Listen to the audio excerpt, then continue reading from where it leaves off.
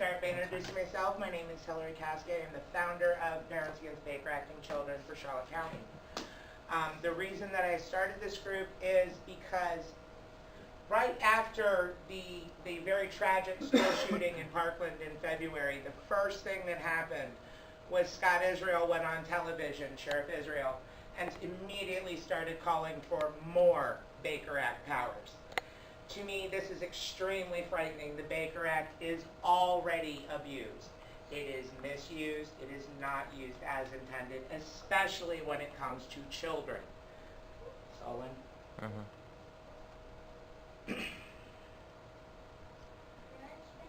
Now, one of the main things I want to go over is exactly what the Baker Act is.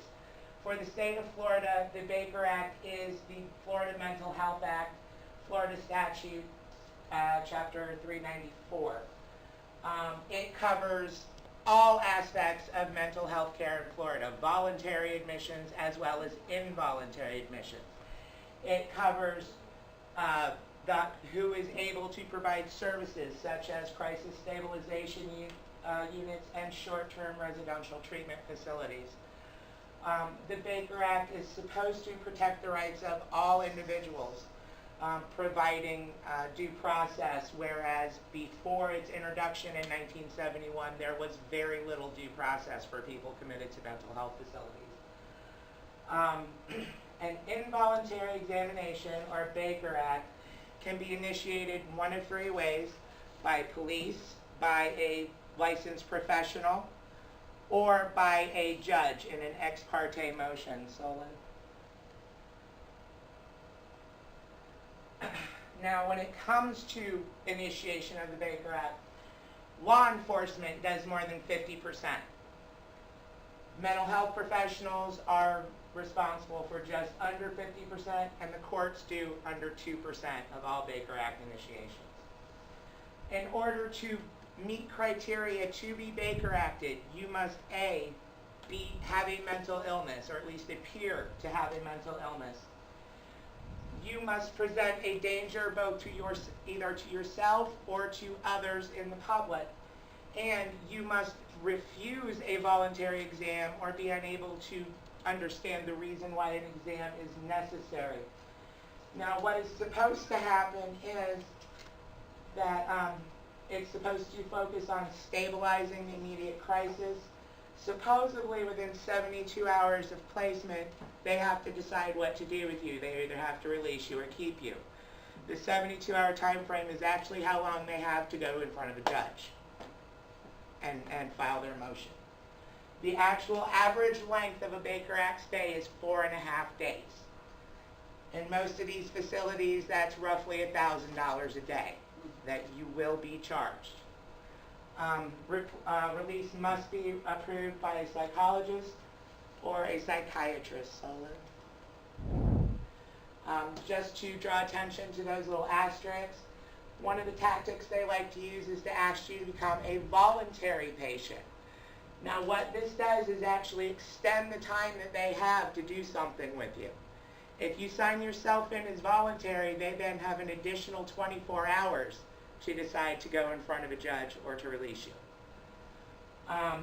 If the receiving facility is a hospital, the release may also be approved by the attending emergency department physician after the Baker Act, after the involuntary exam.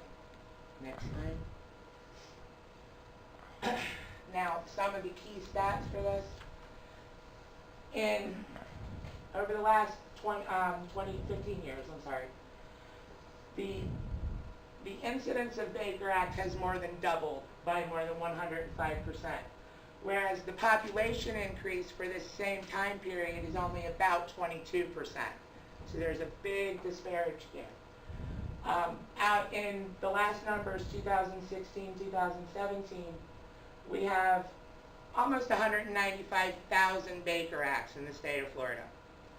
Out of those, and I'm going to give you exact numbers here, 32,000, I've got wrong numbers up there, 974 children were examined. That's as of the latest number.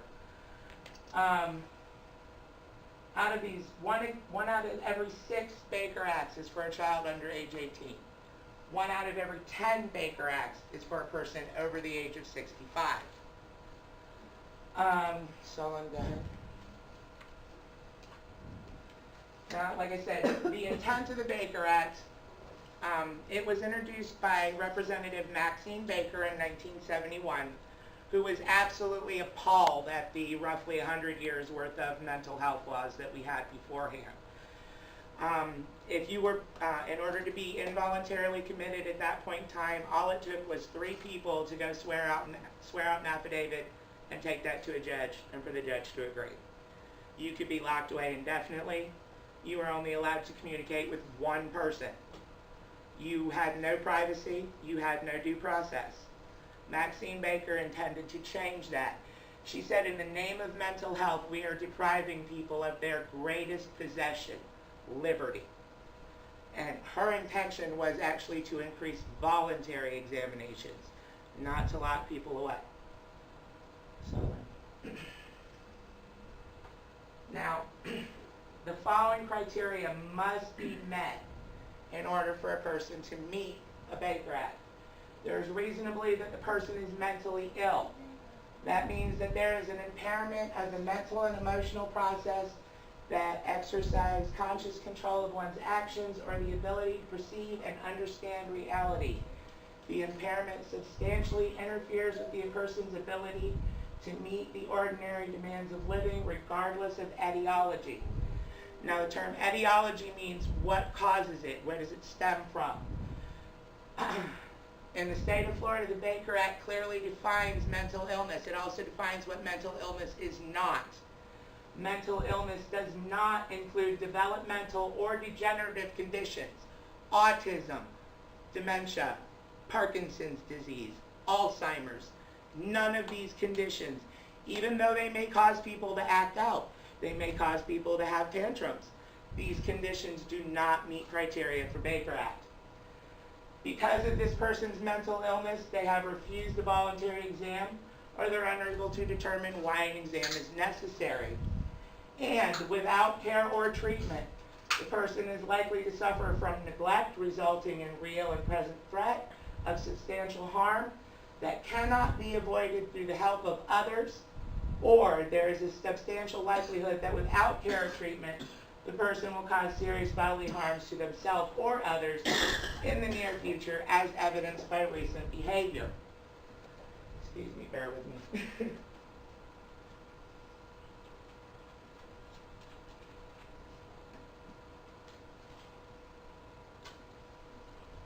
Now, as I stated before, there are the 3 ways that a Baker Act can be initiated.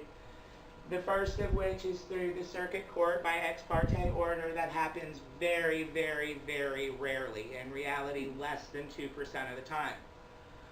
Law enforcement, which accounts for more than 50% of all Baker Acts, and a physician, mental health professional, etc., etc. Now, go ahead.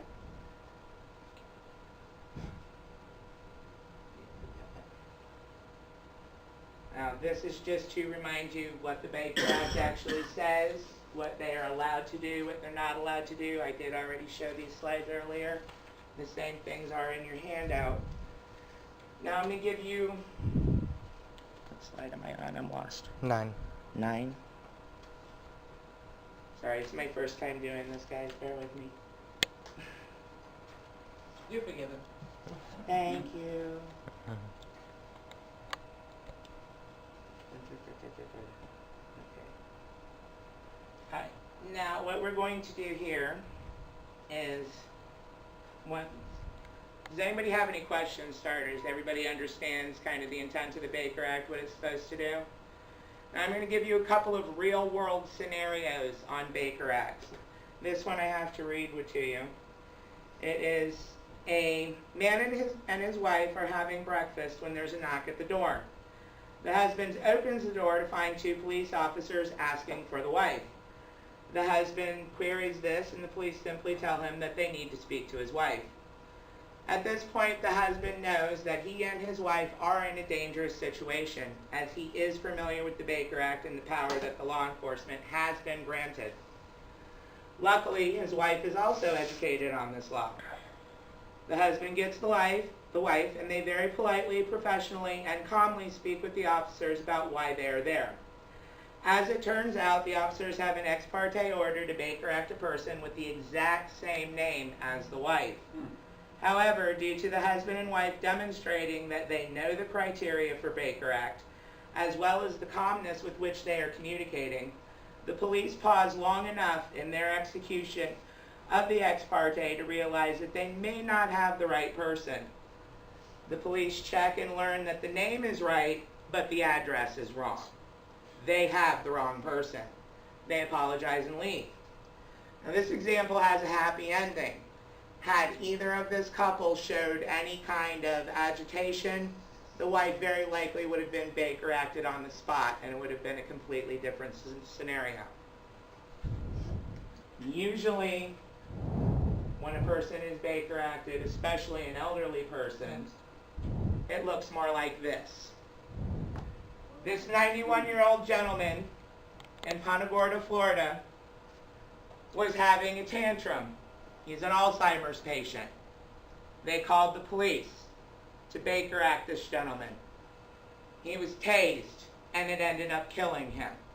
And the city of Punta Gorda had to pay out over $175,000 to this man's estate. Now, when it comes to children being Baker Acted, as I mentioned before, first of all, you have to be known or at least suspected of having a mental illness. Again, autism does not meet criteria. Part of Baker Act criteria says that with the help of a willing friend or family member willing to provide other services, person does not meet criteria. But in a school setting, which is where most of the Baker Acts of children occur, they have simply boiled it down to they believe this child is a danger to themselves or others. Now, what I have here, push the button, is about a 6.5-minute video that I would like you to watch about what an actual Baker Acted child looks like.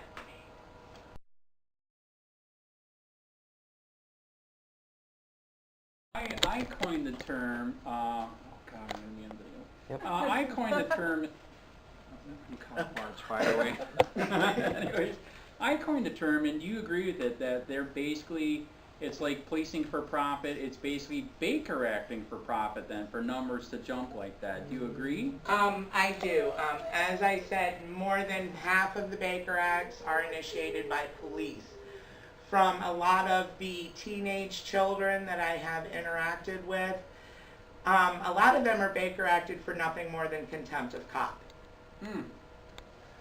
They have an attitude with, the authority figure. The officer decides, I'm not dealing with this, you're a Baker Act. Right. Yeah, so for literally nothing more than contempt of cop. You're already aware, probably not everyone, this is actually my second encounter with an illegal Baker Act. The first one occurred when my son was 10 years old. He was Baker Acted for contempt of cop. He was sitting at his desk. He had the foot of the desk on top of his foot. He had his head down. He's kind of rocking the desk back and forth. And the school resource officer at the time, was Officer Moore, came in and told him to stop rocking the foot on his desk. When he did not immediately comply, he was tackled, handcuffed, drug out of school, and Baker Acted. Foot on my desk. That resulted in about 5 years worth of homeschooling, some PTSD type symptoms. When it came to interaction with police, when he was put back into public school, we immediately had an individual education plan made up. A part of that IEP was that he was not to be exposed to police for any reason. He didn't even take place in the DARE class because it was taught by a cop, like they did different for him. The second Baker Act, which I will be happy to explain in detail, some of which is on this video I'm trying to show for the reporter in the back. My child at Charlotte High School Excuse my hand, not that one. a death threat personally addressed to him. You just didn't get my hand in that over. Receipt. I didn't. There are actually two death threats. This says she's mine repeatedly. This is a very obsessed little boy. Told me that. Okay. My son was caught writing a response. In this response, there is no death threat. Excuse my handwriting. It was horrible at that time. Okay. His response that time. is, here's where I live, come get me. Okay. He received 3 days of internal suspension for this, which I believe was fair. He thought was fair, everything was fine. They sent him home on the bus. I received a phone call from Dean Russell and from the ESE liaison at Charlotte High School that evening, please call me at your earliest convenience, which was 7 a.m. the next day. He had gone to school, he went into internal suspension, everything was fine. Now, on this Monday, while this initially happened and he was in trouble, he tried to put his head down. He got in trouble for putting his head down in internal suspension. So he started picking at scabs on his knuckles, which you can see here. He was sent to the nurse where he spent exactly 2 minutes. He was told to wash his hands and put a Band-Aid on it. Okay. The following day, my son was pulled out of internal suspension where he was browbeaten for 3.5 hours. He was asked to sign an illegal contract stating that he would not harm himself nor the boy that threatened his life. I had no knowledge of any of this. I did not receive a phone call. Actually, I put in 2 phone calls, one to Dean Russell, one to the ESE liaison beginning at 7 a.m. Left messages, no return call. As he's being browbeaten, asked to sign this contract, he of course says, no, I'm not going to do that. I'm not going to make that promise. So she begins to hound him. Well, are you sad? Do you ever want to kill yourself?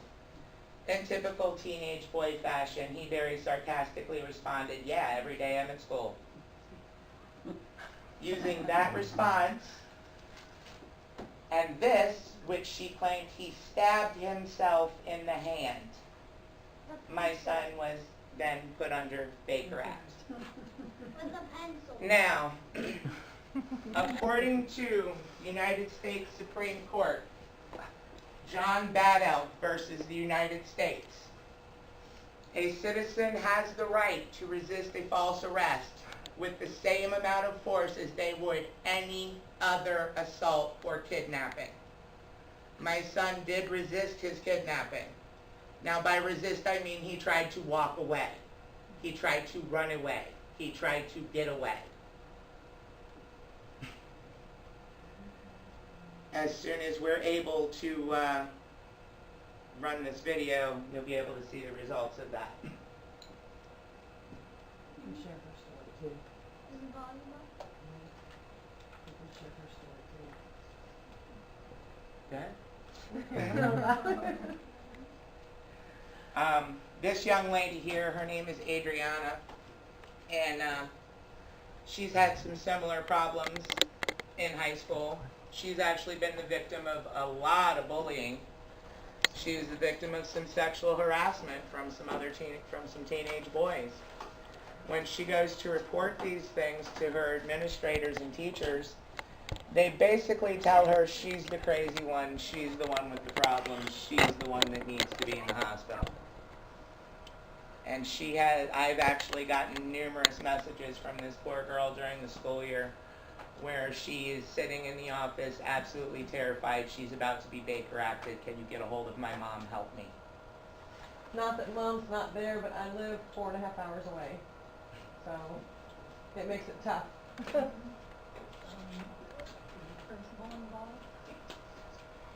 The principal called me into the room, and she basically, my dad was trying to homeschool me at the time, and I went to the principal about it. I guess my dad was picking me up that day, and she's smiling the whole time. She acted like she wasn't even listening.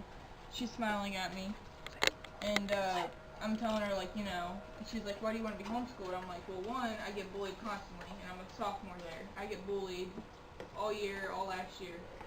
she was smiling the whole time I was saying it. She basically kind of went on and she's like, oh, we're a really good school, we don't tolerate bullying. I'm like, I've told you this 1,000 times. What was the counselor's name? That wanted to bake that. Oh, Remember her name? Rampala? I don't know her first name. Rampala. Yeah, I don't know her first name. Mrs. Rampala wouldn't even hear her. She immediately wanted to Baker Act it. Yeah. Immediately. Well, I walked in the room. This was when these people were making fun of my teeth in class. They were whatever. I tried to ignore them. They kept coming up to me. I was gonna get away from them. So I started crying when I went out of class, and my friends like telling me go to the guidance counselor. And then I call my dad. My dad comes and tries to figure it out. So we go to the counselor. The counselor, I started crying because I'm like, this always happens. Nothing ever gets done, and all that. So I started crying, and she's like, well, do you have suicidal thoughts? And I'm like, yeah, because you're never doing anything, and why should I keep coming to school? My grades were terrible at the time. And then I started crying again, and I just kept crying. My dad's telling me, to stop, otherwise it's going to get worse. Okay. And Are we good?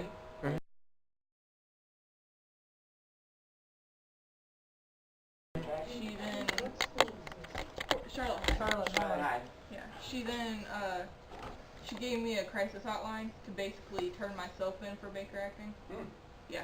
Well, Charlotte County or whoever, sheriff's office, she was also sexually harassed. And her father tried to press charges, and they came back to him and said, well, he said he didn't do it. Officer Chow said So there were no charges filed. He said there's no proof because there's no bruises on my leg. I'm like, he didn't hit me. He grabbed, he touched. He didn't grab. Right. Ready? It's a mess. Yeah. Let's try this one more time. Hopefully we can hear it. Oh, did I go backwards? No, back. Back? Back. Oh, back? Back. Trying to. Back. There. See if it plays. There you go. You're better. Man, a lot better. That's a lot better. Sorry, folks. Try this again.